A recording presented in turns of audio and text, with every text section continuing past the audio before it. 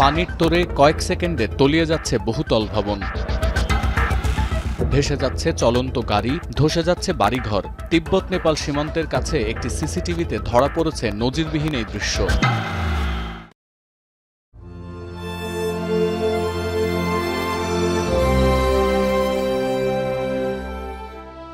এ দুর্ঘটনা স্থানীয় সময় বুধবার সকালের। তিব্বত অঞ্চলে পাহাড়ের হিমগলে প্লাবিত হয় কোশি নদীর পানি। স্রোত বেশি থাকায় আচমকাই এই পানি ঢুকে পড়ে নুয়াকোট ও ধাদিং জেলায়। সঙ্গে সঙ্গে তলিয়ে যায় গ্রামের পর গ্রাম, ক্ষতিগ্রস্ত হয় বহু অবকাঠামো, বসতবাড়ি। এ সময় ওই অঞ্চলটিতে ছিলেন বহু পর্যটক, আর সেখানেই বিপর্যয়ের শুরু।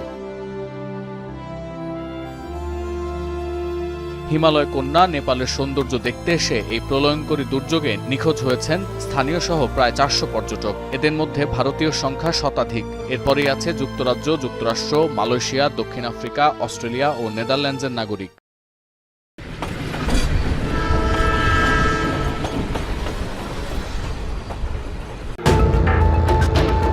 দুর্ঘটনার পরপরই হেলিকপ্টার নিয়ে অভিযান শুরু করেছে নেপালি উদ্ধারকারী দল। ভয়াবহ এই সংকটে নেপালের প্রধানমন্ত্রীর সঙ্গে ফোন আলাপের পর সব ধরনের মানবিক সহায়তার আশ্বাস দিয়েছেন ভারতের প্রধানমন্ত্রী নরেন্দ্র মোদী।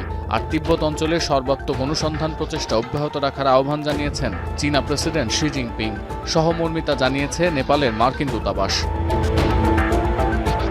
এছাড়াও নিখোঁজ স্থানীয় নেপালিদের মধ্যে জলবিদ্যুৎ কর্মী, শুল্ক কর্মকর্তা এবং নিরাপত্তা কর্মীরাও আছেন, যাদের সঙ্গে যোগাযোগ করা যাচ্ছে না।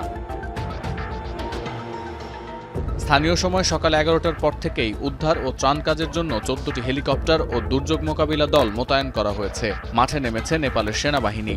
নেপালের মার্কিন দূতাবাস জানিয়েছে, রাসোয়ায় ভয়াবহ বন্যার কারণে কোশি, ত্রিশুলি ও নারায়ণী নদীর তীরবর্তী এলাকাগুলোতে সতর্কতা জারি করা হয়েছে।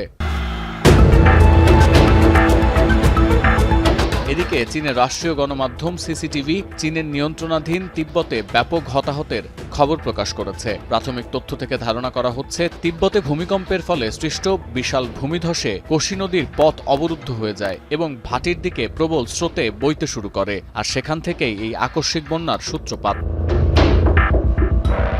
সতীর্থ কর্মকার, এখন বিশ্ব।